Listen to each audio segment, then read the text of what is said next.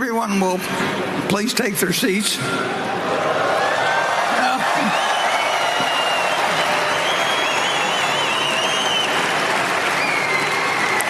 This is my 60th annual meeting, and and it's the biggest, and I think it'll be the best yet. And I would, before I start, I'd like to give you a few figures from yesterday, because we set all kinds of records. Yesterday we had 19,700 people that joined us in the afternoon between noon and 5 o'clock, and that was up from 16,200, which was a previous record the year before. And in every aspect, we set records. Seas Candy did $317,000 against $283,000 the year before. And most of these were limited by capacity. I mean, there were lines there throughout the total day. Brooks did $310,000. It was an all-time record sales day for them, and I think they have close to 3,000 runners lined up for Sunday, which is a lot of people to get up. I think maybe we've had 2,200 or 2,400 before, but 3,000, and that doesn't count me, and it won't count me. And I could go up and down the line. Jazz wears around 250,000, double the previous years. They just sell as fast as they can sell. Most every place had people lined up at the cash register. Sometimes for a lot longer wait than wish we had, but we'll learn the game eventually. And it goes on and on. Every company set records, and there's no way of knowing how many people we have here today. We have people listening in around the world, but I think we'll probably set records in a great variety of ways. And we're going to have, in a minute, we'll get to the question and answer, but I'd like to first introduce our directors, and I'm Warren Buffett, and I was born and bred right here in Omaha.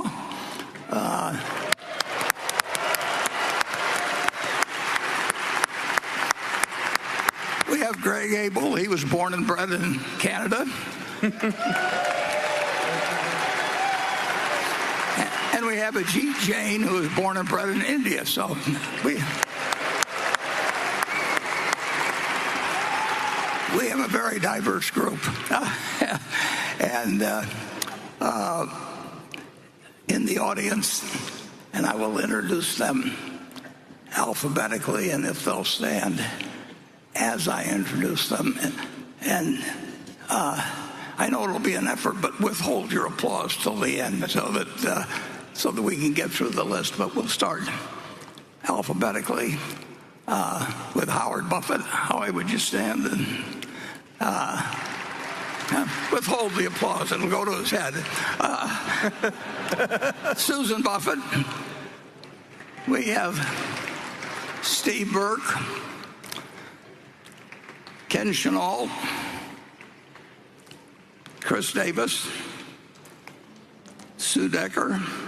Sue's our lead director. Charlotte Guyman, Tom Murphy Jr., Ron Olson, and I'll have a few, and when we finish, I'll have a few more things to add about him. Wally Weitz and Merrill Whitmer. And with that, you've got our all-star cast.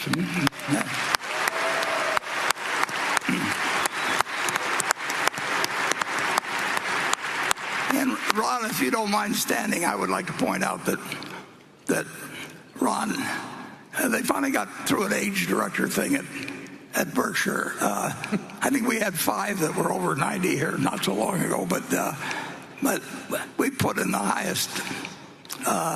Or Sue tells me anyway that it's the highest age limit that any of the companies she checked out came up with. But Ron has been on the board for 28 years and been associated with Charlie Munger at Munger Tolls for many years beyond that, and has been around at a variety of times of crisis and joy and disappointments and surprises and everything else at Berkshire, and has been of invaluable help to us. So I think I'd like to give a special hand to Ron Olson.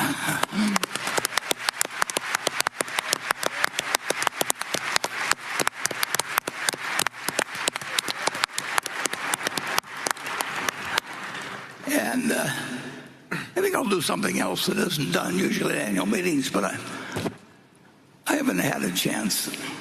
I listened to him on Thursday afternoon. It's the only investment quarterly call that I listen to, but I listened to Tim Cook, and I understand, and it'll be tough for me to see him from up here, but Tim Cook, there he is.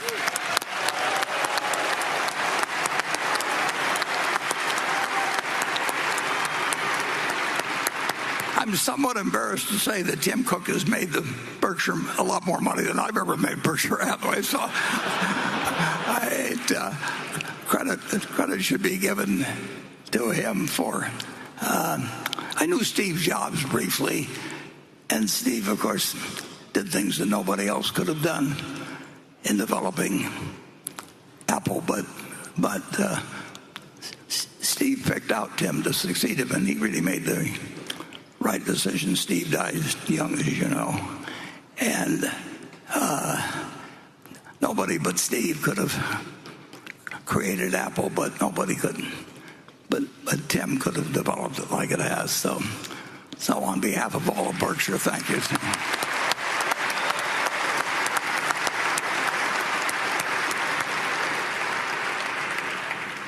There's a couple other people I'd like to thank.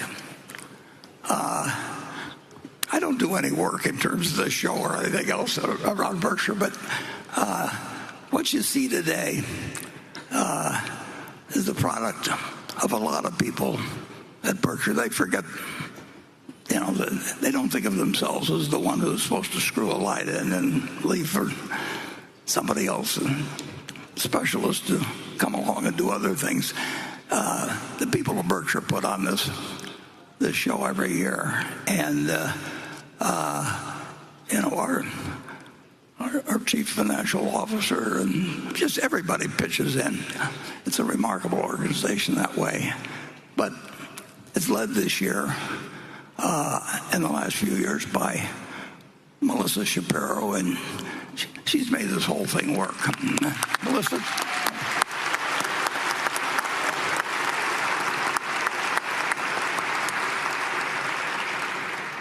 And then we got an idea a while back, many years ago.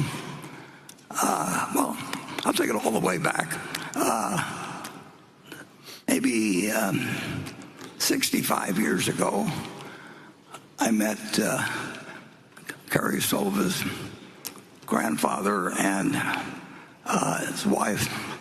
Well, they had 9 children, and Susie and I joined a playhouse group. And I don't look like the kind of guy that would join a playhouse group, but it turned out to be a great move in many ways. First of all, I enjoyed the plays, but beyond that, I met not only Carrie's grandfather, who ran an insurance company in Omaha, Bill Kaiser, but I also met the Pumpkin Boys' parents, Louis and Francis. So in one sort of accident, when I was in my 20s, came up with all kinds of good things. And in connection with Carrie, her father ran a company called Central States. And later on, we bought that company. And then her father ran the company. Her sister went to work for Berkshire some years ago, and then she decided to have a family and subsequently had 4 kids, so she left. But Carrie moved right in, and Carrie had amazing talents behind, just like a good many people do. They have talents you don't realize till you give them some responsibility. And so 10 or 11 years ago, I asked Carrie to do a 50th anniversary book about Berkshire and just use her imagination. And she didn't need to check with me or do anything. She never edited a book. She'd never published a book. She'd never dealt with the printers before. But she just went out and promptly put together this 50th anniversary book. And then this year, then Carrie, of course, got married and had 3 kids, so she had to leave us. But we go to a baseball game once a year, and we invite some of our distinguished alumni like Carrie to join us. And Carrie, even though she was raising 3 children, and you may have met 1 or 2 of them in the last day or so, she volunteered to bring together a 60th anniversary book, and which I asked for. And again, she took the whole thing. She just did it. She kept doing the things with her kids, and every now and then I'd ask her how it was going, and she'd tell me how it was going. And so she put together the 60th anniversary book, and got it done by, maybe a week before the meeting, because I gave her the assignment very late. And yesterday we sold, I think it was 4,000 plus, 4,000 to 4,500 maybe. 4,400.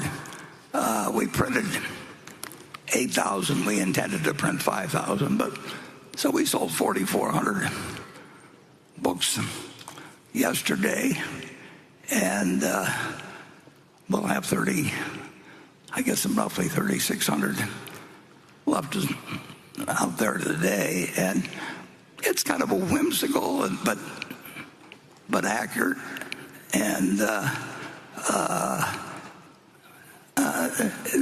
she came out with just the book I hoped she would come out with. And then as we went through this publishing experience,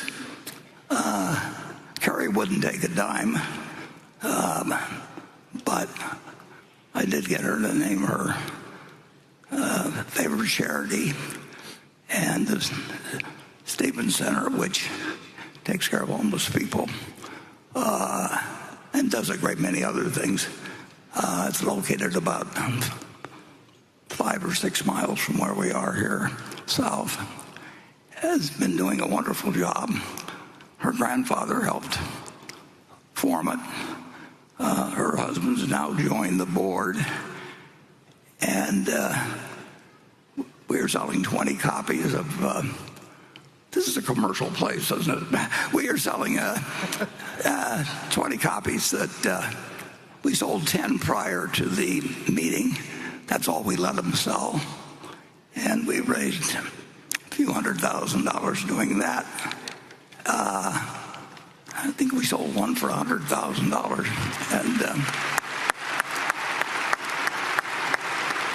But we limited that to 10. And the only difference in these and the $25 version is that Carrie and I signed them. But we saved 6 for yesterday. And the 6 brought $148,000, which is a pretty good average per book of about $20,000. And then I had him say 4 more. So this afternoon when we disband at 1 o'clock, the area right behind us that has all the goods in it, in the bookstore, they will sell the final 4. And when we get all through, I'll match whatever we've raised for the 20, and we'll give the Stephen Center a boost, both in financially but also in awareness. So anyway, that.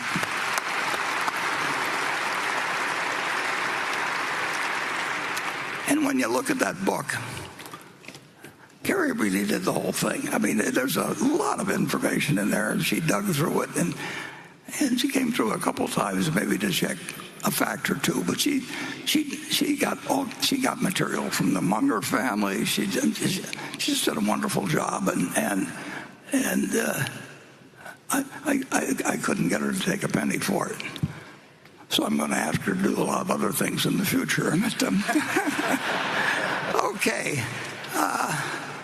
With that, I think we've covered all the business. So we will move to Becky's questions that she's received from, I don't know how many she's received, but from all over the country and perhaps outside the country. And she's picked out a group of them, which she has not shared with me.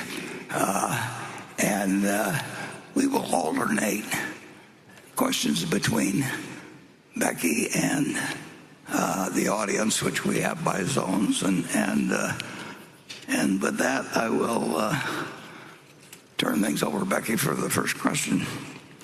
Thanks, Warren. This first question comes from Bill Mitchell. I received more questions about this than any other question. He writes, Warren, in a 2003 Fortune article, you argued for import certificates to limit trade deficits and said these import certificates basically amounted to a tariff. But recently, you called tariffs an act of economic war. Has your view on trade barriers changed, or do you see import certificates as somehow distinct from tariffs? Yeah, well, the import certificates were distinct, but their goal was to balance imports against exports, and so that the trade deficit would not grow in an enormous way. In fact, it would have, and it had various other provisions in it to help third world countries at that time, as they were called, to perhaps catch up a little bit. And they had a variety of aspects to them, but basically they were designed to balance trade. And I think you can make some very good arguments for the fact that balanced trade is good for the world, and the more balanced trade there is, the better. It will continue to be better for cocoa to be raised in Ghana, and coffee in Colombia, and a few things. And over time, the American industry has gone from being an agricultural country. This was nothing but an ag country. I mean, virtually, and that was only 250 years ago. And we have become a very industrial country, and we did not want to make that a situation, in my view, where we ran greater and greater deficits, building up greater and greater debts against the country. So I designed this import certificate thing, which Charlie thought was a little Rube, too much like Rube Goldberg. I don't know whether that name is, but it's gimmicky. But it's certainly a lot better than anything I think than we're talking about now. And there's no question that trade can be an act of war, and I think it's led to bad things. Just the attitudes it's brought out in the United States. I mean, we should be looking to trade with the rest of the world, and we should do what we do best, and they should do what they do best. And I don't think it...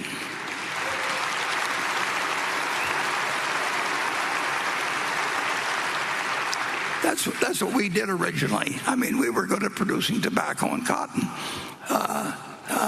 250 years ago, and we traded it. And we want a prosperous world with 8 countries with nuclear weapons, including a few that are what I would call quite unstable. I do not think it's a great idea to try and design a world where a few countries say, ha, ha, ha, we've won, and other countries are envious.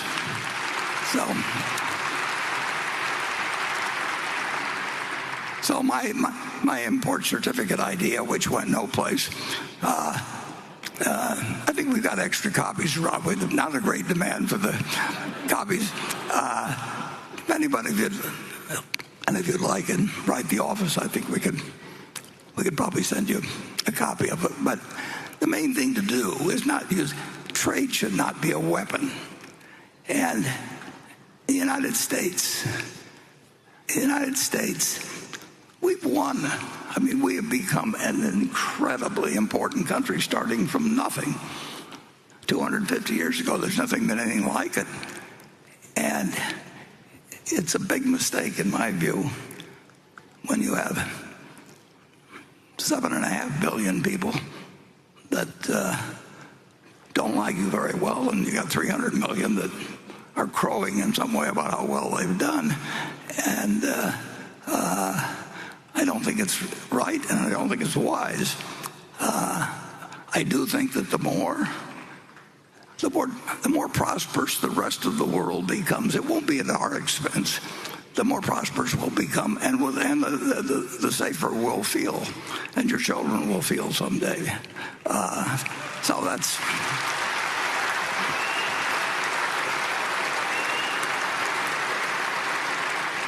But don't expect my import certificate idea to go up down there with Adam Smith's Wealth of Nations or anything. Okay, let's go to Area 1. Mr. Buffett, Mr. Abel, and Mr. Jane, good morning. I'm S.T. Zhang. I'm from Hong Kong. Mr. Buffett and Mr. Munger did a very good and successful investment in Japan in the past 5 or 6 years. The recent CPI in Japan is currently above 3%, not far away from its 2% target. Bank of Japan seems very determined in raising rates, while Fed, ECB, and other central banks are considering to cut them. Do you think BOJ, Bank of Japan, makes sense to proceed the rate hike? Will its planned rate hike deter you from further investing Japanese stock market, or even considering to realize your current profits? Thank you very much for arranging this greatest event every year. Finally, I wish you healthy always and keep holding this shareholder meeting. Thank you.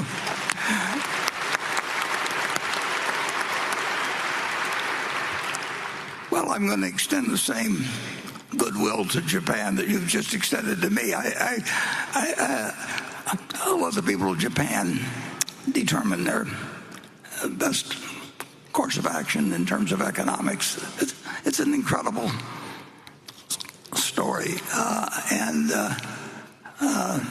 it's been about 6 years now, as you pointed out. I was just going through a little handbook that probably had 2,000 or 3,000 Japanese companies in it. One problem I have is that I can't read that handbook anymore. The print's too small. But and here were these 5 trading companies. They have a special name for them in Japan, but they were selling at ridiculously low prices. And so I spent about a year acquiring them, and then we got to know the people better, and everything that Greg and I saw we liked better as we went along. So we got fairly close to the 10% limit that we told the company we would never exceed without their permission. And so we did ask them recently whether that limit could be relaxed, and it's in the process of being relaxed somewhat. I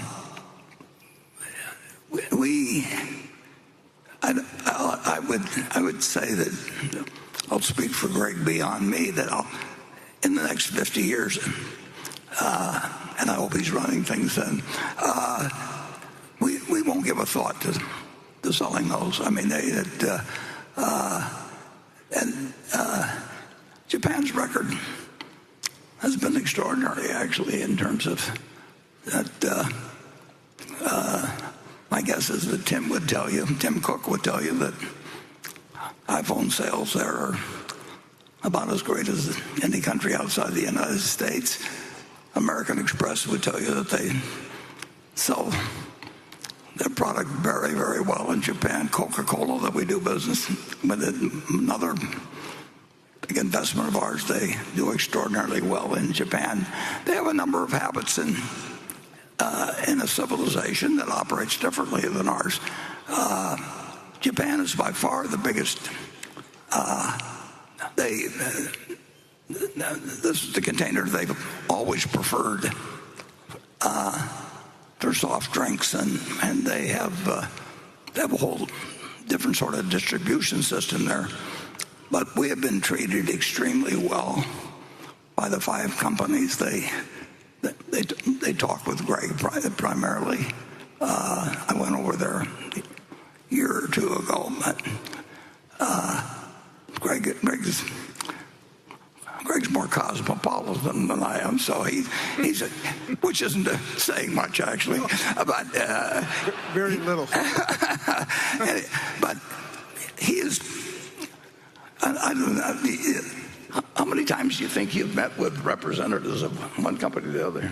Yeah, when you think of the 5, there's definitely a couple meetings a year, Warren. And I think the thing we're building with the five companies is, one, it's been a very good investment, but we are really, as Warren touched on, we envision holding the investment for 50 years or forever.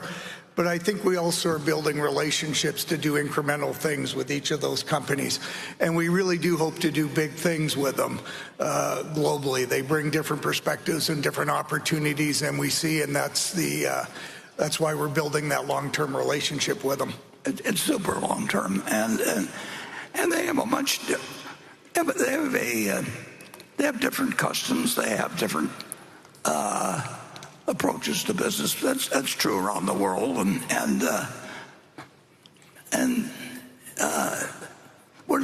we don't have any intention in any way of trying to change what they've done because they do it very successfully, and our main activity is just to cheer and clap, and that I can still do at 94. So we will own those.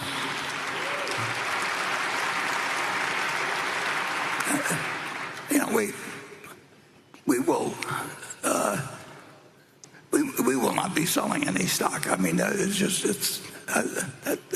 will not happen in decades, if then. And my guess is that they will find things, because they cover the world pretty much, the 5 trading companies.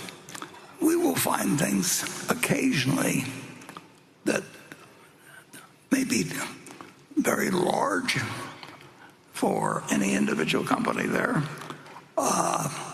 They may in some way be assisted by some help we bring to the situation. But that will be an expanding relationship. It's too bad that Berkshire has gotten as big as it is because we love that position, and I'd like it to be a lot larger than it is. But even with the 5 companies they're very large companies, and they're large companies in Japan.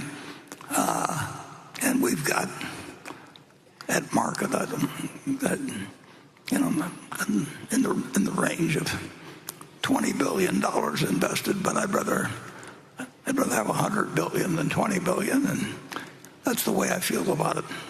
Several other investments we have, but size is an enemy of performance at Berkshire, and I don't know any good way to solve that problem, but Charlie always told me that having a few problems was good for me. I never quite understood that, but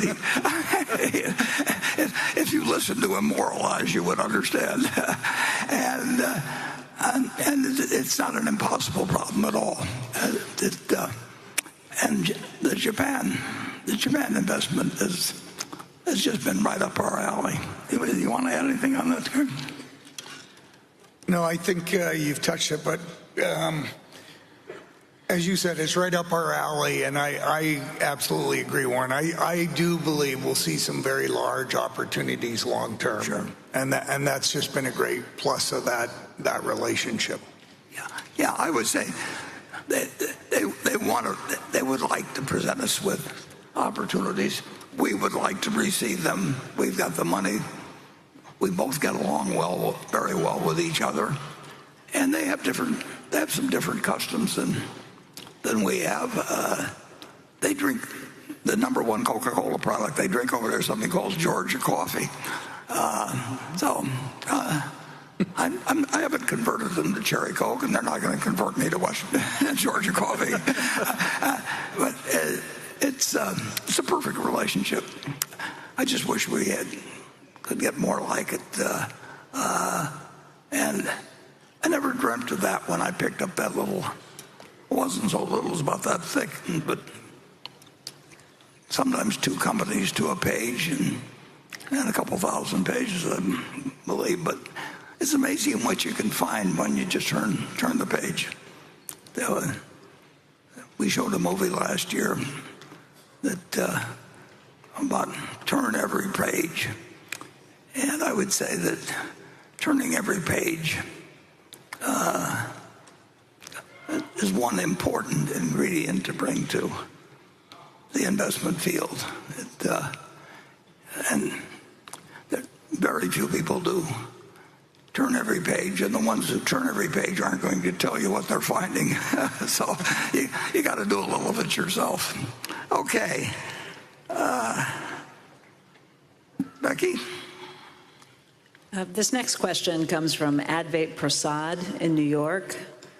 He writes, today Berkshire holds over $300 billion in cash and short-term investments, representing about 27% of total assets, a historically high figure compared to the 13% average over the last 25 years. This has also led Berkshire to effectively own nearly 5% of the entire U.S. Treasury market. Beyond the need for liquidity to meet insurance obligations, is the decision to raise cash primarily a de-risking strategy in response to high market valuations, or is it also a deliberate effort to position Berkshire's balance sheet for a smoother leadership transition, providing Greg Abel with maximum flexibility and a clean slate for future capital allocation decisions? And I will add one line from another shareholder, Mike Conway, who asks, are you encouraged you may see some fat pitches coming your way? Yeah. Well, I wouldn't do anything nearly so noble as to withhold investing myself just so that Greg could look good later on.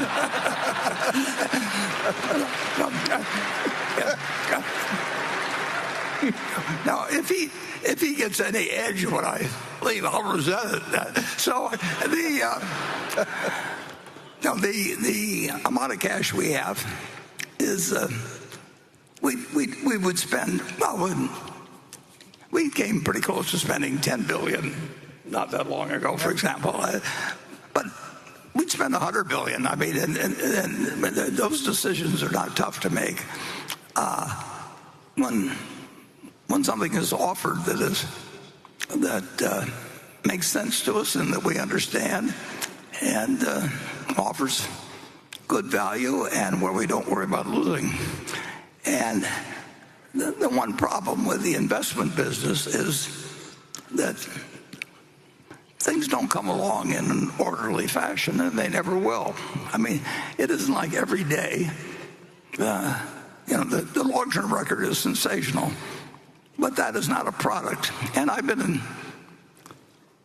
had 200 trading days times 80 years. It's 16 million trading days. It kind of, 16,000 trading days. It would be nice if every day you got 4 opportunities or something like that, and they were expected to be equally attractive. If I was running a numbers racket, every day would have the same expectancy of that I would keep 40% of whatever the handle was. And so the only question would be is how much we transacted. But we're not running that kind of a business. And so we're running a business which is very, very, very opportunistic. And Charlie always thought I did too many things. He thought if we did about 5 things in our lifetime, we'd end up doing better than if we did 50, and that we never concentrated enough.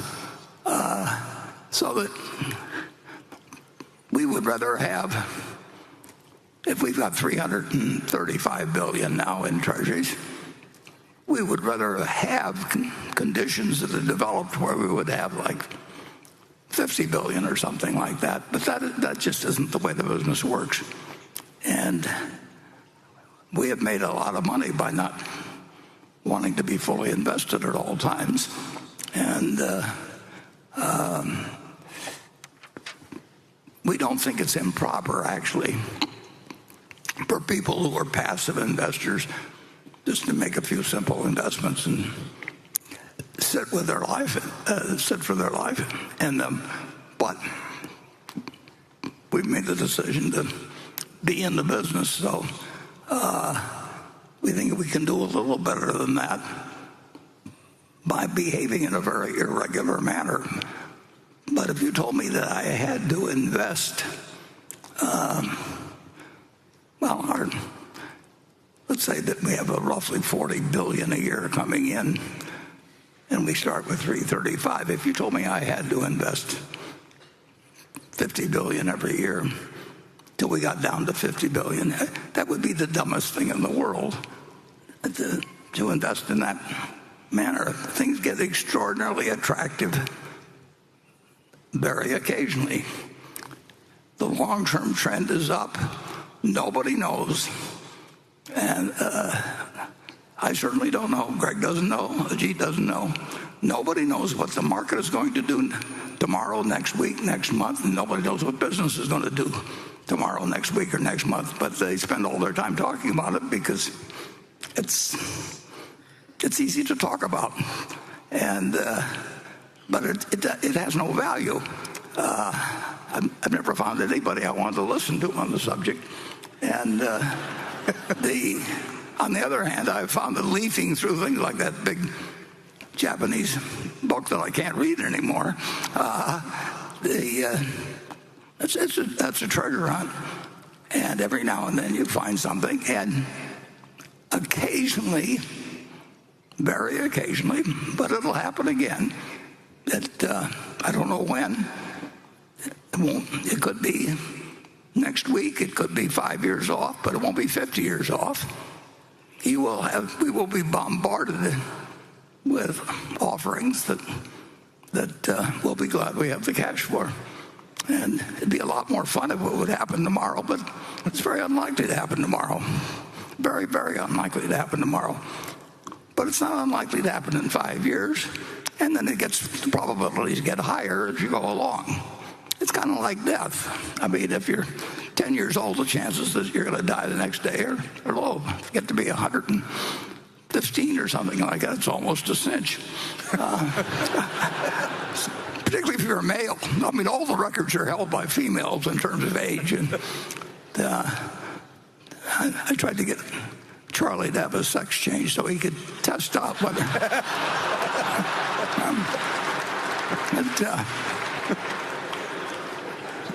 He did pretty well for being a male, I'll put it that way. Okay. Station 2. Good morning, Warren, Greg, and Ajit. My name is Jackie Han. I'm from China and now work in Toronto, Canada. This is my 8th Berkshire Hathaway meetings at this point. I've probably spent more time with you than most people spend on Netflix. As you might guess, coming from a Chinese family, we've always had a soft spot for real estate. So the real question isn't why don't you own a house? It's why are you still buying stocks instead of more property? So here is my question. With today's high interest rates and global uncertainty, do you still believe in being greedy when others are fearful, or the value investing facing new challenges in today's environment? Thank you. Yeah. Well, in respect to real estate, it's so much harder than stocks in terms of negotiation of deals, time spent, the involvement of multiple parties in the ownership. Usually when real estate gets in trouble, you find out you're dealing with more than the equity holder. But there have been times when large amounts of real estate have changed hands at bargain prices, but usually stocks were cheaper, but they were a lot easier to do. So Charlie did more real estate. Charlie enjoyed real estate transactions, and he actually did a fair number of them in the last 5 years of his life. But he was playing a game then, and it was an interesting game to him. But I think if you'd asked him to make a choice when he was 21, he had to either be in stocks exclusively the rest of his life or real estate the rest of his life, he would have chosen stocks in a second. There's just so much more opportunity, at least in the United States. There's so much more opportunity that presents itself in the security market than it does in real estate. And in real estate, you're usually dealing with a single owner or a family that owns maybe a large property they've had a long time. Maybe they've borrowed too much money against it. Maybe the population trends are against them. But to them, it's an enormous decision. When you walk down to the New York Stock Exchange, you can do billions of dollars worth of business totally anonymous, and you can do it in 5 minutes. And the trades are complete when they're complete. In real estate, when you make a big deal with a distressed lender, when you sign the deal, then you go into another phase. I mean, then people start negotiating more things, and it's a whole different game, and a different type of person, to some extent, enjoys the game. We did a few real estate deals that came our way in 2008 and 2009, but the amount of time that they would take us compared to doing something intelligent and probably better in securities, there was just no comparison.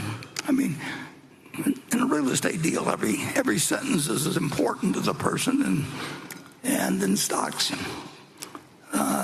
if somebody needs to sell 20,000 shares of Berkshire or something, and they call us and the price is right, it's done in 5 seconds, and it closes all the time. People who you certainly wouldn't want to have marry your daughter, or they behave well, actually. in stocks. Partly that's because they're probably having their wires or phones or whatever it is recorded as to what they've said and everything.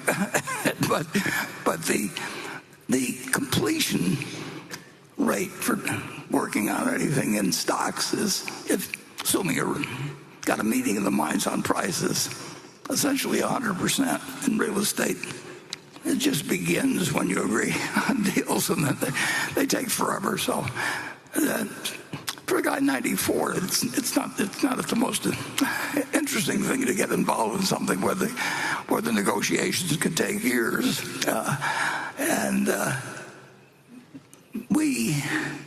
We have the capability.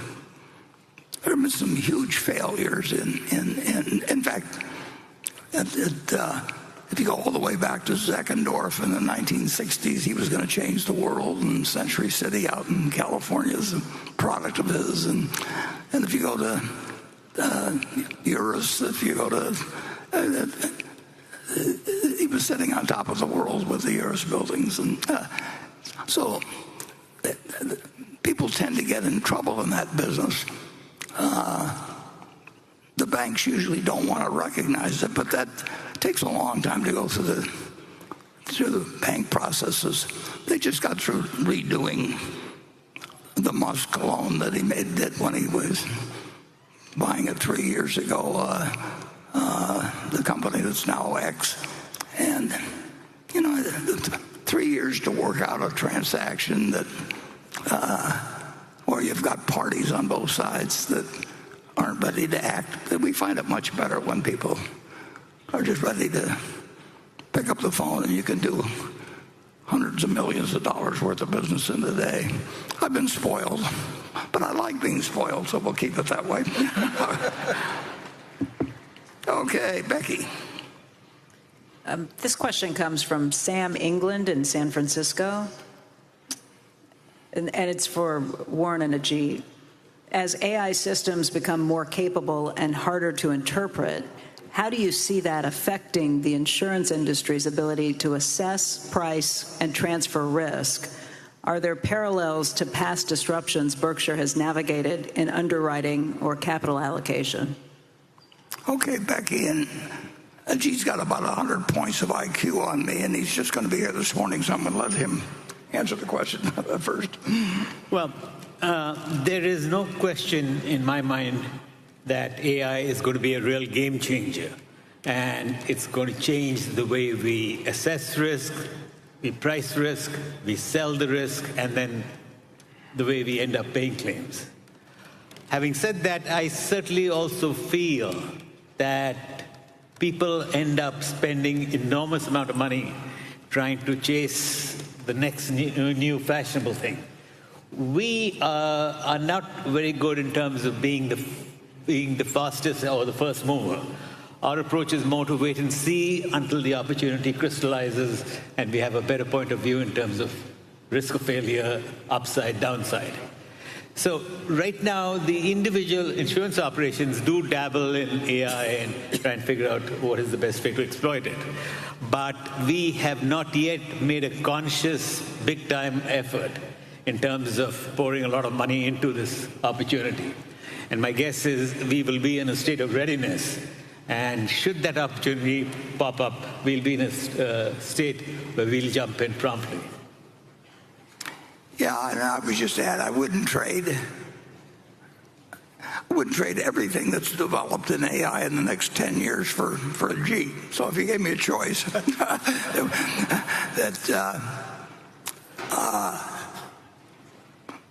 gave me a choice of having $100 billion available to participate in the insurance, property casualty insurance business for the next 10 years, and a choice of getting the top AI product out of whoever's developing it, or having a G making the decision. I would take a G any time. So.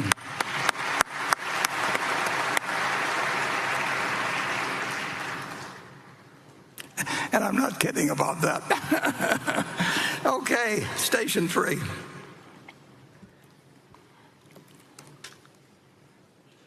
Hello, I'm Sean Siegel from Chicago, Illinois. Thank you for investing your time, to you and the executive committee for putting on this meeting, and for bringing together a diverse group of people in attendance under one roof. Out of all the companies that Berkshire Hathaway owns, there was one that you acquired, the Chicago-based company Portillo's Hot Dogs. How did you know that this would be a good fit for the overall company's portfolio? Well, I'll have to ask Greg about that because I don't know anything about it. So maybe he bought it when I was looking the other way. But I think I got to call a friend on this one.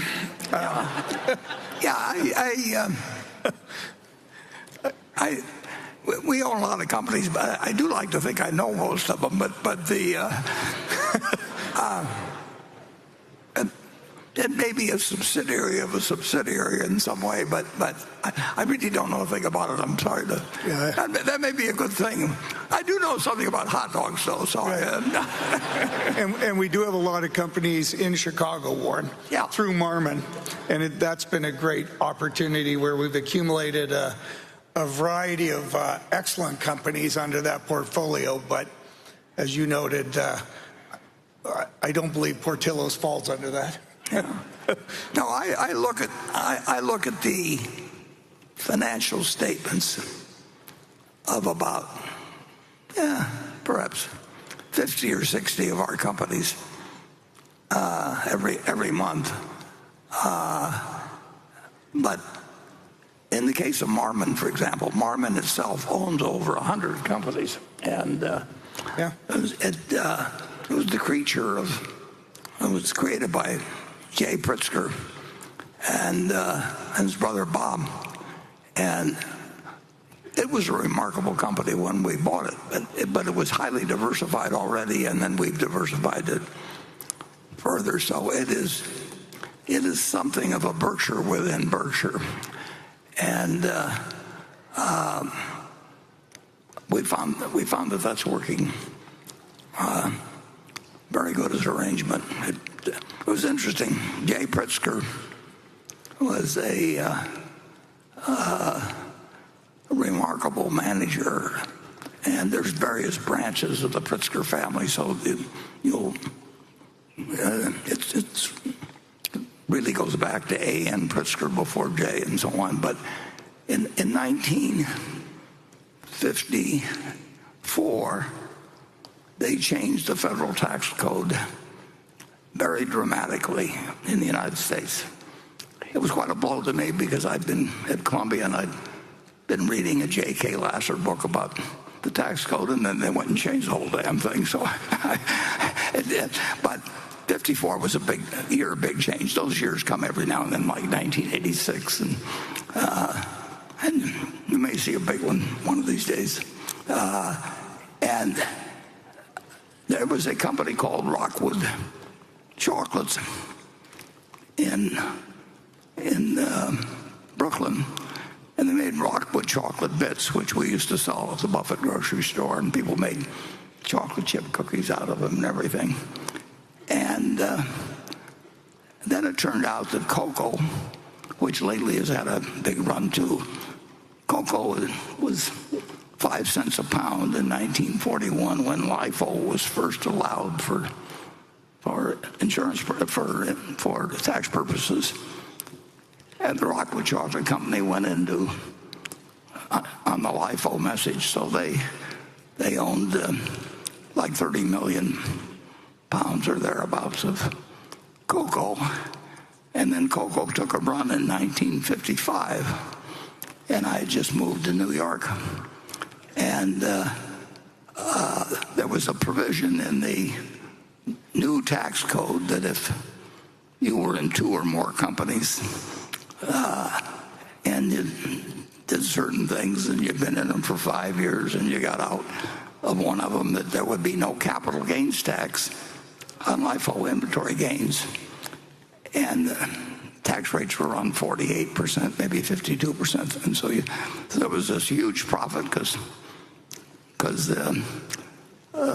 the cocoa had gone up in price, but that made it terrible for them in selling Rockwood chocolate bits because the price at retail of the chocolate bits did not match what was going on at wholesale. Something almost identical has been happening in the chocolate business.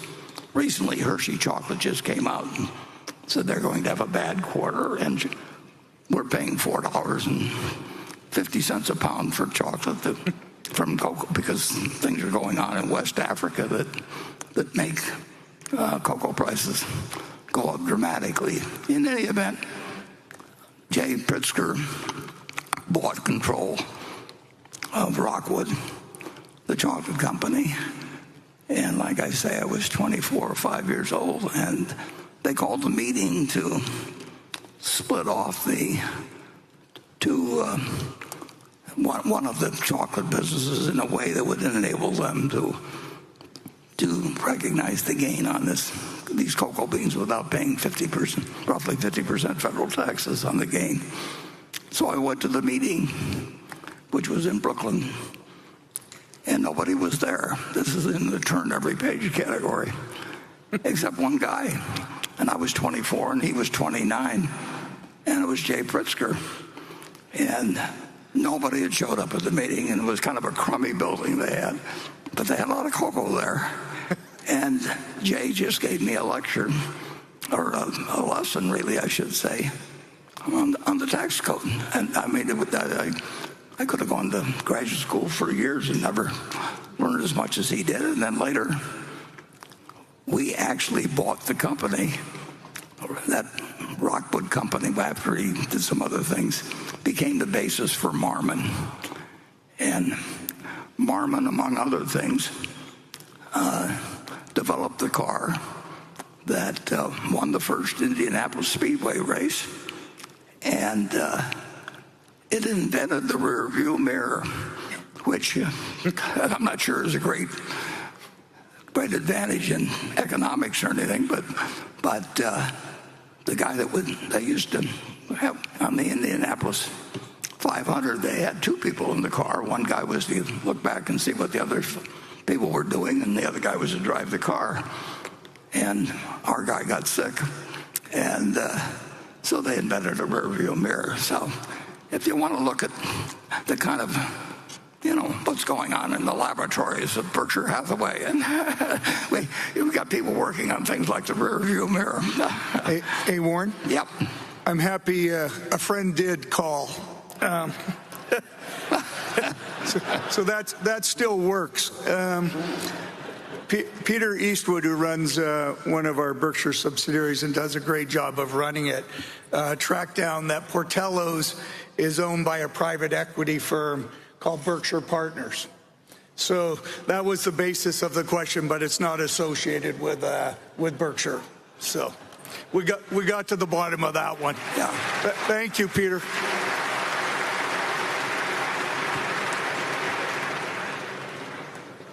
That's just a sample of the way we operate around Berkshire. Okay. Becky. All right, this question comes from Jessica Poon, who says, you've long been a strong believer in the American tailwind and the resilience of the United States, and history has proven you correct. Today, the U.S. appears to be undergoing significant and potentially revolutionary changes. Some investors are now questioning the concept of American exceptionalism. In your view, are investors being overly pessimistic about the U.S. economy, or is the country indeed entering a period of fundamental change that requires a reassessment from a new perspective? Well, I would say that Jessica, who I believe it sounds as if she is the step-granddaughter of one of our managers that I mentioned in the annual report. It may not be the same one. But in any event, America's been in significant and revolutionary change really ever since it was developed. I mentioned that, we started out as an agricultural society. We started out as a society with high promises, and we didn't deliver on it very well.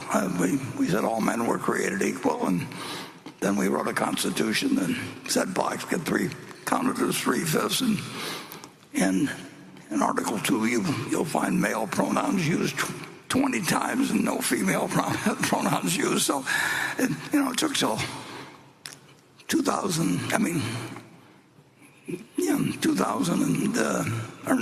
1920, I should say, till the 19th Amendment was passed, saying, "Oh yeah, we promised the women this back in 1776, and now we'll do something about it." And then we didn't do something about it for a long time. So we're always in the process of change. We'll always find all kinds of things to criticize in the country. But the luckiest day in my life is the day I was born. Because I was born in the United States, and at the time, about 3% of all the births in the world were taking place in the United States. And I'd like to say that I had something to do, so sent messages out to my parents, for God's sakes, move to the United States before I was born or anything. But I was just lucky. And I was lucky to be born male. I was lucky to be born white. And I was like all kinds of things. But if you don't think the United States has changed since I was born in 1930, we've gone through all kinds of things. And we've gone through great recessions. We've gone through world wars. We've gone through the development of the atomic bomb that we never dreamt of, at the time I was born. So I would not get discouraged about the fact that it doesn't look like we've solved every problem that's come along. And if I were being born today, I would just keep negotiating in the womb until they said you can be in the United States. So we're all pretty lucky.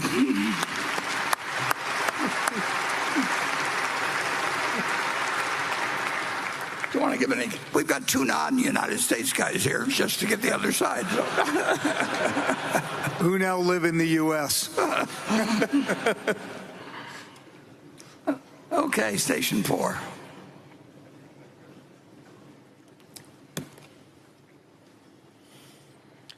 Hi, Mr. Buffett. My name is Daniel, and I'm from Tenafly, New Jersey. First of all, I just want to say how grateful I am for getting the opportunity to ask you a question. When it comes to your principles of investing, you often talk about how important it is to be patient. Has there ever been a situation in your investing career where breaking that principle and acting fast has benefited you? Thank you.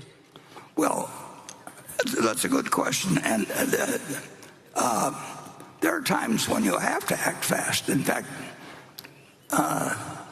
we made a great deal of money because we're willing to act faster than anybody around. Jessica Toombs is, I think she's the stepdaughter or step-granddaughter of Ben Rosner, a manager of ours. And in 1966, I got a call from a fellow named Feldsteiner in New York, and he said, I represent Mrs. Annenberg. And there were actually 9 Annenberg sisters, I believe, before Laura Annenberg came along as the son. But he said, we have a business we'd like to sell you. So I called Charlie up, and I got a few details, and it sounded very interesting. And Charlie and I went back to the office of Will Feldsteiner in New York, who was a marvelous guy. Never met him since, but he was handling things for Mrs. A. Simon, but her name was Annenberg, and her husband had been the partner of Ben Rosner, but he had died, and Ben got kind of tense about working with her, and so he offered us this business at a bargain price. He offered us a business for $6 million. It had $2 million in cash. It had a $2 million piece of property in a 900 block of what's the key street in Philadelphia down there, Market Street, and it was making $2 million a year pre-tax, and the price was $6 million. And Charlie and I went back to this place, and Ben Rosner was there, and he just was upset about doing business with his partner's widow. She was extremely wealthy, and he wasn't enjoying it. He was very nervous about selling it, and he said to me and Charlie, he said, I'll run this business for you until December 31st, and then I'm out of here. And I got Charlie, we went out in the hallway, and I said, if this guy quits at the end of the year, you can throw away every book on psychology you've ever read.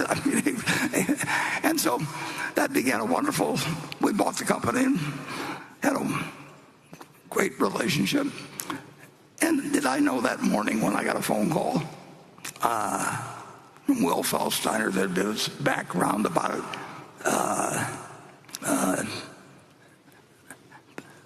I've had a couple of times, and that was one of them, where people in the East felt that they had a stereotype in their mind of what people from the Midwest were like. And Ben had been married. His first marriage was to a woman from Iowa, and he just figured that anybody from the Midwest was okay. And the trick when you get in a business with somebody, or get in a room with somebody like that, and they want to sell you something for $6 million that's got $2 million of cash and a couple million of real estate and is making $2 million a year, you don't want to be patient then. You want to be patient and waiting to get the occasional call. My phone will ring sometime, with something that, wakes me up. I may be sleeping in there or something, but you just never know when it'll happen, and that's what makes it fun. I mean, so patience.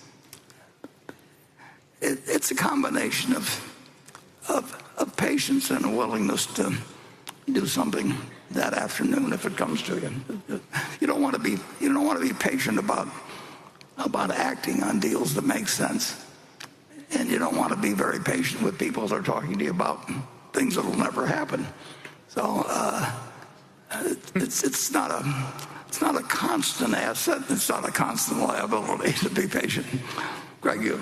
Well, Warren, I was going to add, as you're being patient, I happen to know, and I think that goes for our Ajit also and all our managers.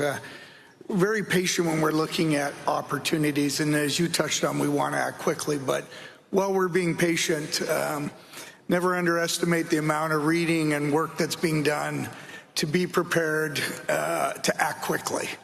Because we do know, be it equities, but I would include a variety of private companies that when the opportunity presents itself, we're ready to act. And that's a large part of being patient, is using it to be prepared. Yeah, and of course it doesn't come in anything like an even flow. I mean, it's the most uneven sort of activity you could get into. And the main thing you have to do is you have to be willing to hang up after 5 seconds, and you have to be willing to say yes after 5 seconds. And, absolutely. And you can't be filled with self-doubt in the business. You just forget it. It isn't going to work. Go into some other activity. But you also, one of the great pleasures, it is the great pleasure actually in this business, is having people trust you. And that's really why work at 90 when you've got more money than anybody could count. If they started today and having machines that are helping them and everything else, it means nothing in terms of how you're going to live or how your children are going to live or anything else.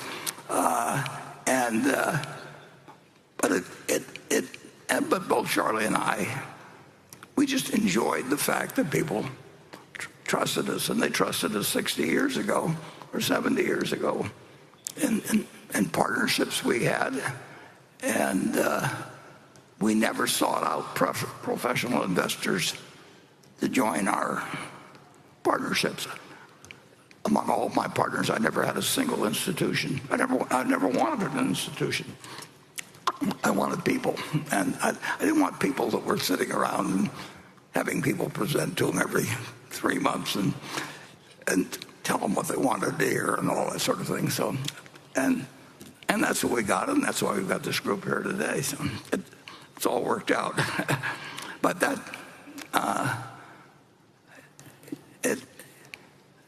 it's you don't want to be patient when things are going your way.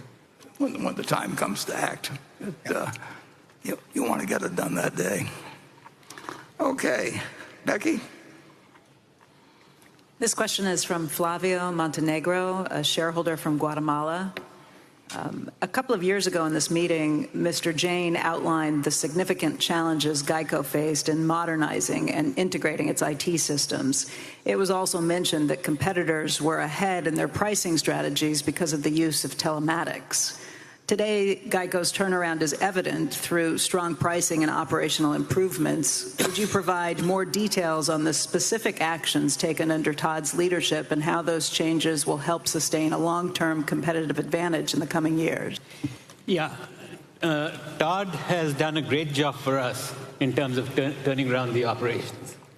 When he took over, there were two major issues that GEICO was behind its competitors on.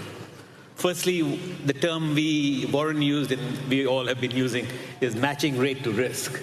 And secondly, telematics.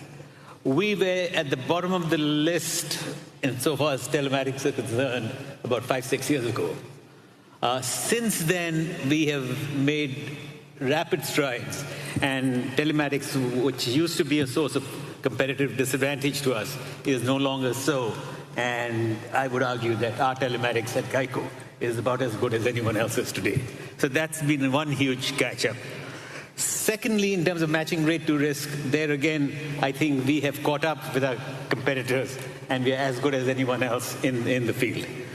All this together with the cost reduction effort that GEICO and Todd gets a lot of credit for, he has basically reduced the workforce by 20,000, starting with something close to 50,000. He's brought it down to 20,000, and that translates to, I guess, at least $2 billion per year. So all this has allowed GEICO to become a much focused competitor, so much so in the last 7 quarters, GEICO has shown a combined ratio that has an 8 in front of it.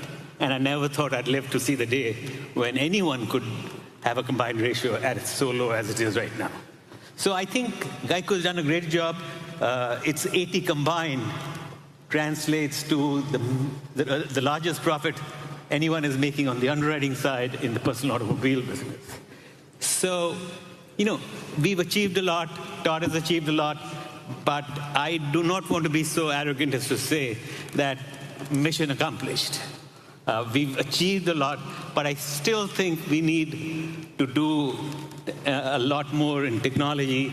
AI, as we talked about, is going to be a big force, and we need to play catch-up there. Not catch-up, but we ought to be in a state of readiness. So I think GEICO is in a great shape right now. Warren, you want to add anything? No, it's a fascinating case study, but and that's what's so interesting about the whole game of business, but particularly about our businesses, is that each one is a little different, but they all have challenges of certain sorts, but they also certain numbers have opportunities. We paid $50 million for half of GEICO in 1976. What turned out to be half of GEICO, $50 million. $50 50%.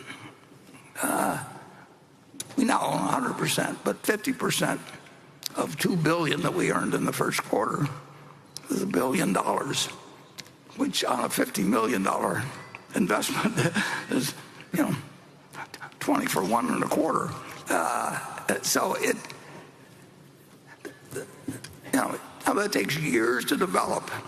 But the interesting thing is the auto insurance policy, which didn't even exist 100 years ago. I mean, you didn't.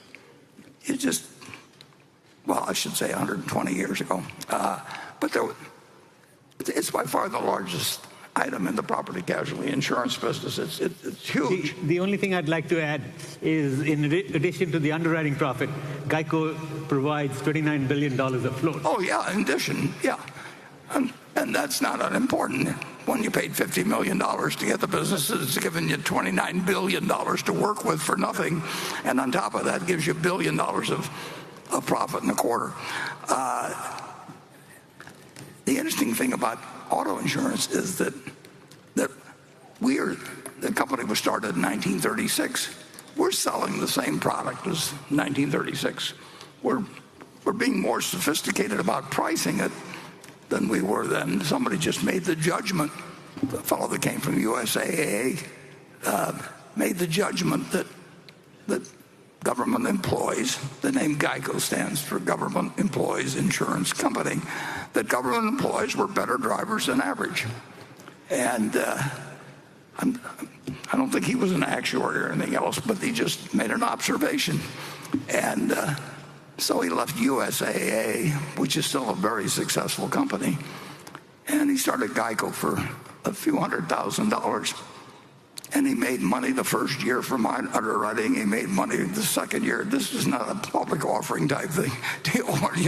Use phony accounting for 10 years and all that sort of thing. They just priced it to make money. And that's exactly what's been done since 1936. The policy really, your auto insurance policy looks a lot like the one that you had then. And this huge field has sprung up around us, and it's still growing. And of course, nobody likes to buy insurance, but they sure like to drive. and GEICO it's a fascinating story. And about 3 times over the years, the company has gotten sidetracked one way or another, and then it gets back to its basics, and it's a wonderful, wonderful business. And we showed at this annual meeting one time a message from Lorimer Davidson.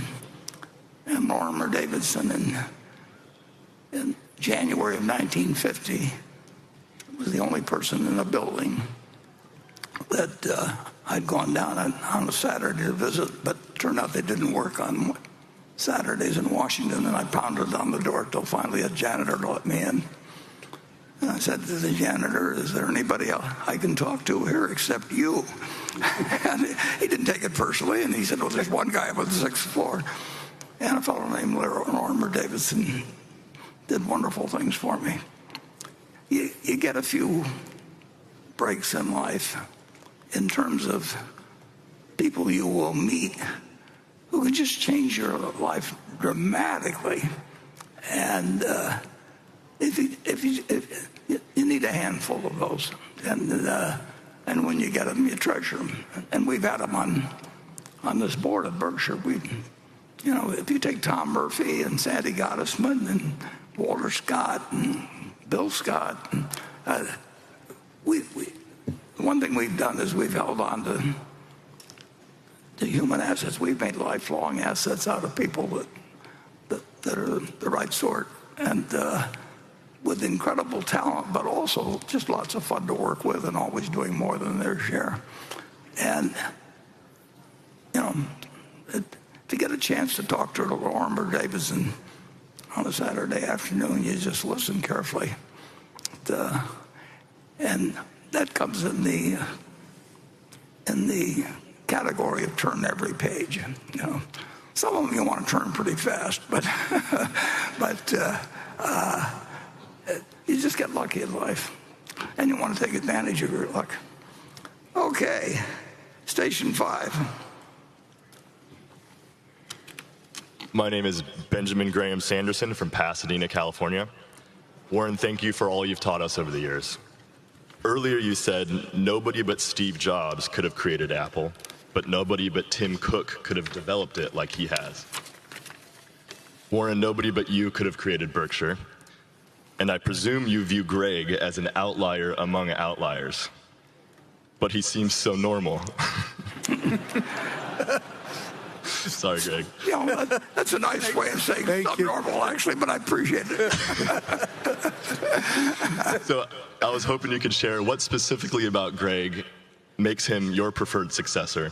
And Greg, we're excited to get to know you more over the next few decades. Thank you. Thank you. Yeah. Thank you.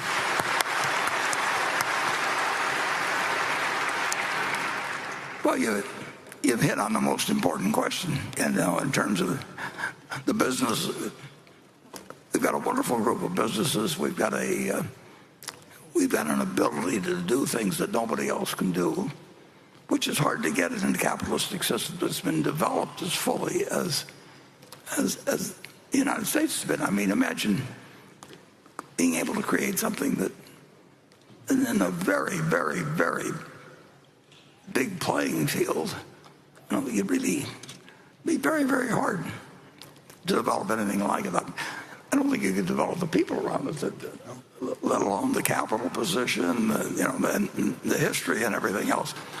And the answer, of course, is that it does take a long, long time, and it takes getting around you a small cadre of people, which then spreads out somewhat.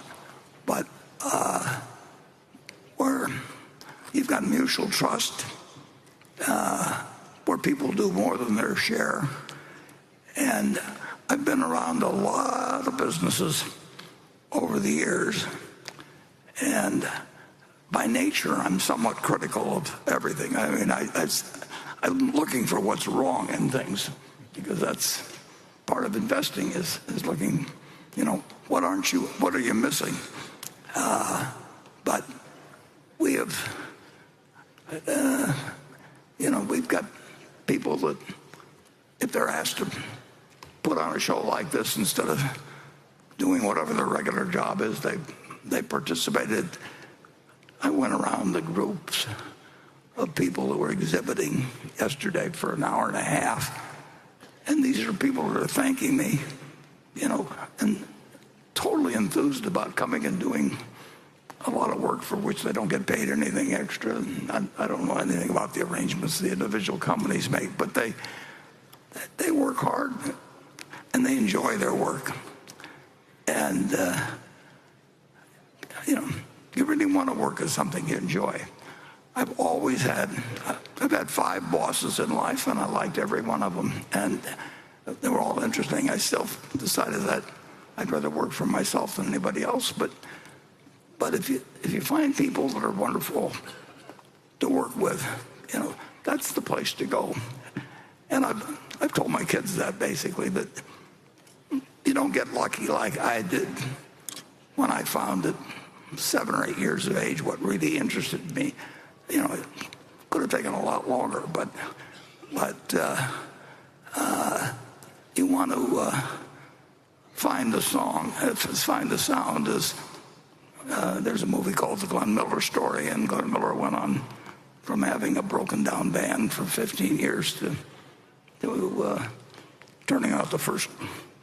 He found the sound and created the first gold record. I don't know whether any of you know what it was, but it was the Chattanooga Choo Choo in 1941, I think it was. And he turned around from being a nothing with the band that he had till he found the sound. And I always have told my kids ever since that their sound isn't my sound, but and you don't find it necessarily on the first job you take, because you got to eat, but if you get lucky like I did, you find it when you're very young, and then just keep doing it, and don't worry too much about starting salaries, and don't worry about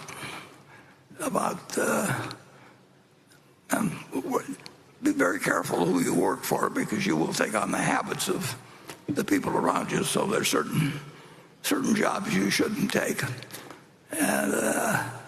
but you've got the greatest country in the world, and you've got the greatest time in the world. So I would say that while I'm handing this over to Greg, you can't even dream all the dreams that you could have about a place like Berkshire. But the big thing you have to do, though, is to be sure you can play the next day. I mean, in terms of financial activities on a meaningful scale,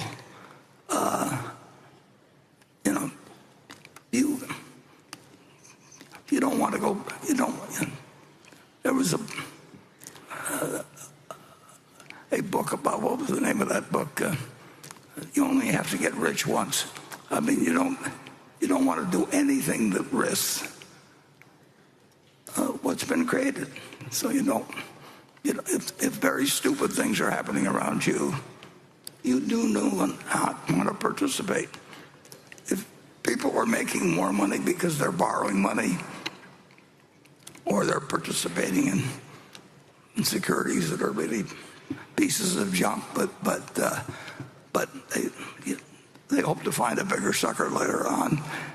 You just have to forget that. That'll bite you at some point. And the basic game is so good, and you've been so lucky to be born now. I mean, if I'd been born in 1700, I'd say, I want to go back in the womb. What the hell with this? I mean, it's too hard. But now I've come along to do something where I can just play around all day with things I enjoy doing, and it's really it's a pretty wonderful life. Anything, Greg, you want to add or subtract from that? Nothing to subtract, but I would always just say I couldn't be more, as I've said in the past, more humbled and honored, obviously, to be in this role. But to have actually been part of Berkshire for, Warren, it's now 25 plus years, had the opportunity to be part of Berkshire, and to work with you and Ajit and our board, but many other people in our company. And as you touched on, when you find something like that, and you find something like that, like Berkshire, that's so special, you fall in love with it, and it becomes just what you want to do every day, and it's just an incredible opportunity. So thank you.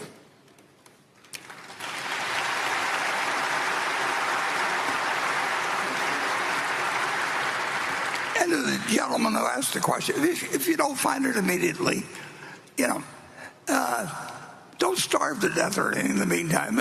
But you will find it, and you'll find it in the right individual. In a sense, it's somewhat like finding the right person in marriage. I mean, probably some of you may have married the person you met on your first date. Although I guess they don't even have dates anymore. But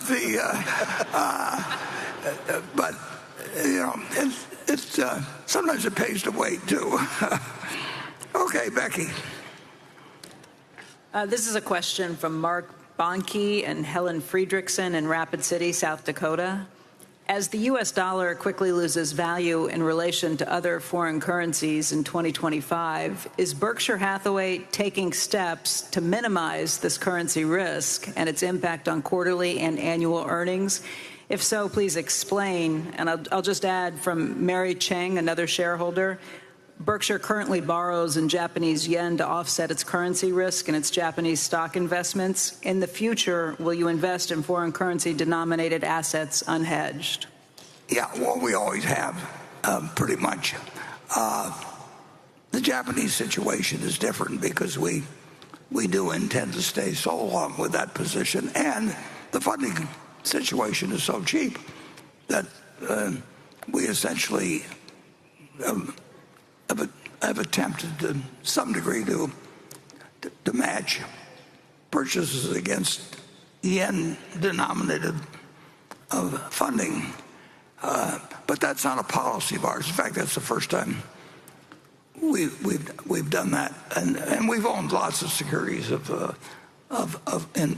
foreign currency. So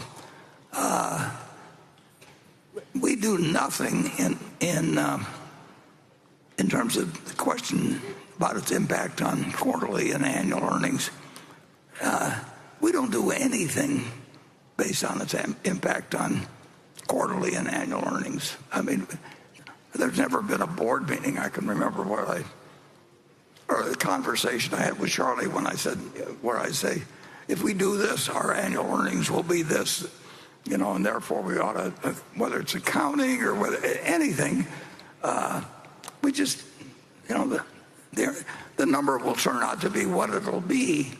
What counts is where we are 5 or 10 or 20 years from now. And if you start focusing on what number you're going to produce, you will quickly get tempted, at least based on the experience I've seen from viewing 20 companies. You'll, one way or another, play around with the numbers, and sometimes seriously play around with the numbers. And I've seen people that I trust them in all kinds of other ways, but they regard playing around with numbers as perfectly okay. And that's just not something, we just don't think about that. So actually the yen,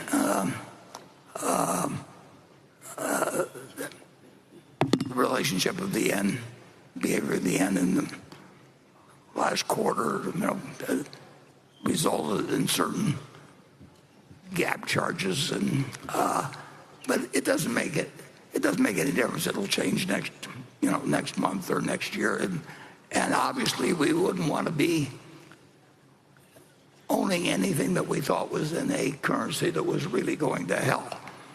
And that's the big thing we worry about with the United States currency. I mean, the tendency of a government to want to debase its currency over time there's no system that beats that. You can pick dictators, you can pick representatives, you can do anything, but the people, there will be a push toward weaker currencies, and of course that is, I mentioned very briefly in the annual report that the fiscal policy is what scares me in the United States, because it's made the way it is, and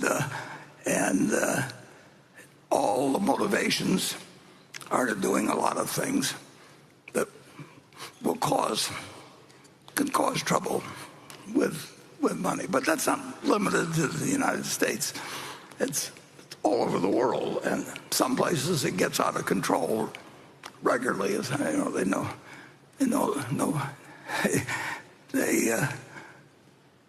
they devalue at rates that are breathtaking, and that's continued. I mean, and people can study economics and you can have all kinds of arrangements, but in the end, if you've got people that control the currency,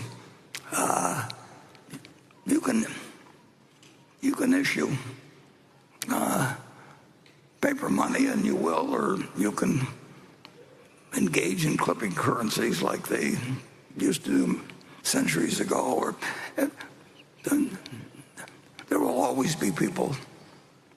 It's the nature of their job. I'm not singling them out as particularly evil or anything like that, but the natural course of government is to make the currency worth less over time, and that's got important consequences. And it's very hard to build checks and balances into the system to keep that from happening. And we've had a lot of fun here in the last either the first 100 days or the last 100 days, whatever you want to call it, watching what happens when people try to make sure that they aren't running fiscal risks. And that game isn't over, and it never will be over, in finality. If you look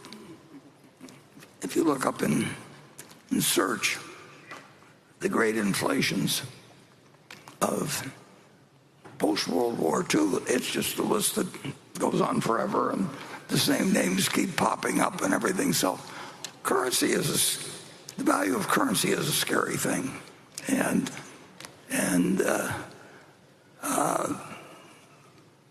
we don't have any great system for beating that. We do in this particular Japanese position because we expect to hold it for 50 or 100 years or more. And we will be owning something that's denominated in yen and easily predictable. And we'll just, as long as the carry on it is right and everything, we'll attempt to issue Japanese denominated liabilities, but that's not because of anything we carry about in terms of quarterly or annual earnings. Greg, do you have anything to say on that? I was just going to say that relative to the question, that there's no question we were fundamentally very comfortable with investing in the 5 Japanese companies and recognizing we're investing in yen. The fact we could then borrow in yen was almost just like a nice incremental opportunity. But we are very comfortable both with the Japanese companies and with the currency we would ultimately realize, i.e. in the yen. Yeah, we only made, as I referred to earlier, one big currency play, which was connected a little bit with when I wrote that article for Fortune, and we got long 12 other currencies, as I remember. Only 4 or 5 of them are really big currencies.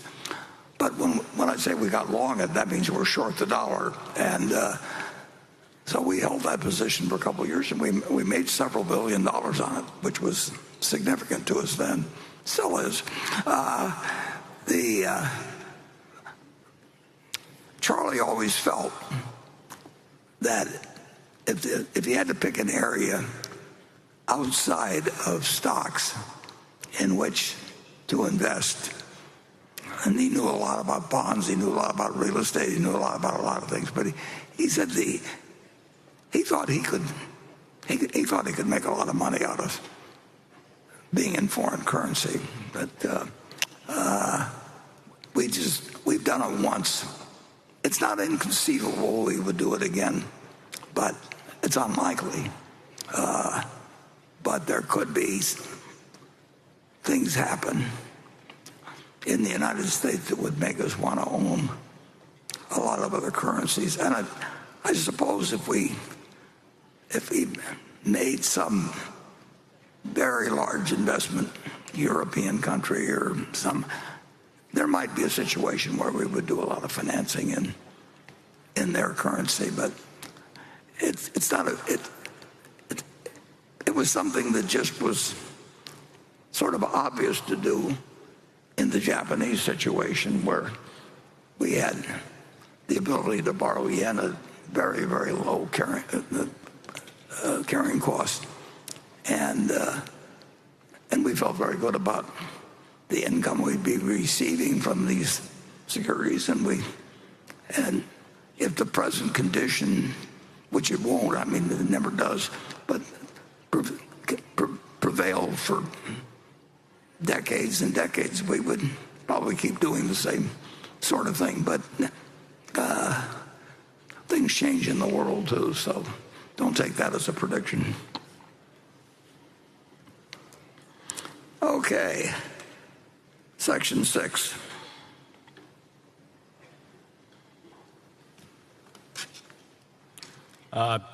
Good morning, Warren and Greg, Ajit. Thank you so much for hosting this event. Good to be here. My name is Dashboy Undilger, and I'm from great country of Mongolia. A little bit background about my country. Mongolia is an emerging market and landlocked country sandwiched between Russia and China. But we are rich in history and minerals and have full democracy and growing economy. Last week, we hosted our second annual Mongolia Investor Conference in New York to attract investors like yourself. I know you meet and give advice informally to government leaders such as South Korea, China, and India.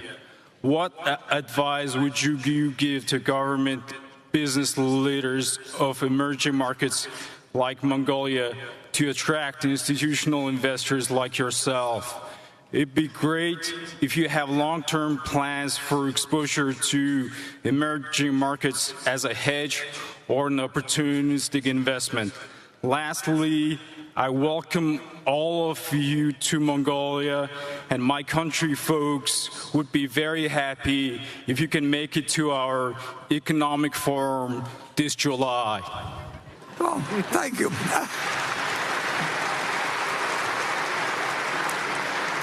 Yeah, I have trouble planning a trip to Council Bluffs, which is just a few miles from here, but it takes an optimist. Actually, I met a fellow here at the annual meeting, probably 20 years ago or more, who did a lot in Mongolia. And he did very well in Mongolia and actually moved there for quite a while. I would say that if you're looking for advice to give the government over there, it's to develop a reputation for having a solid currency over time. I mean, that we don't really want to go into any country where we think that there's a chance, a significant probability of runaway inflation. It's too hard to figure. Other people have figured out ways to make money in hyperinflationary situations, but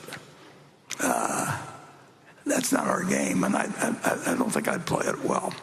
So we wouldn't be. That would be a factor with us.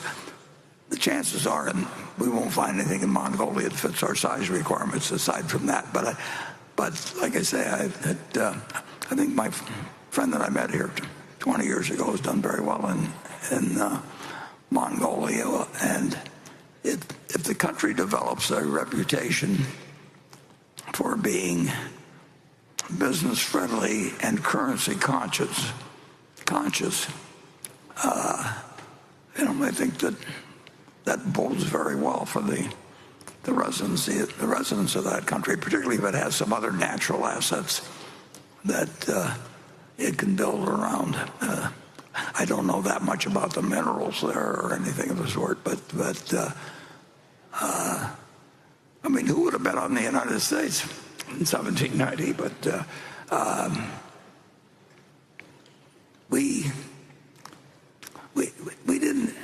didn't have to have perfection. We just had to be better than the other guy for quite a while. And we started out with nothing, and we ended up with close to 25% of the world's GDP and faster growth rates and generally sounder currencies and all kinds of things. So I wish you well. Okay, Becky? This question is from Peter Shen in New Jersey. It's for Mr. Buffett and Mr. Jain. In recent years, large private equity firms like Blackstone, Apollo, and KKR have aggressively expanded into insurance, raising permanent capital, managing float, and aiming to replicate the model that Berkshire pioneered decades ago. Given that these firms are now directly competing for insurance assets, often using higher leverage and more aggressive investment strategies, how do you view their impact on Berkshire's insurance operations and underwriting discipline? Do you believe that the private equity model poses risks to policyholders in the broader financial system? And has this competition made it more challenging for Berkshire to find and price insurance opportunities safely and profitably today? Ajit? Okay. Yeah, part of the question is very easy. There's no question the private equity firms have come into the space, and we are no longer competitive in this space. We used to do a fair amount in this space, but in the last 3-4 years, I don't think we've done a single deal. Now, you ought to separate this whole segment in two separate segments. One is the property casualty end of the business and the life end of the business. The private equity firms that you mentioned are all very active in the life end of the business, not the property casualty end of the business. You are right in identifying the risks in these private equity firms are taking on, both in terms of leverage and in terms of credit risk.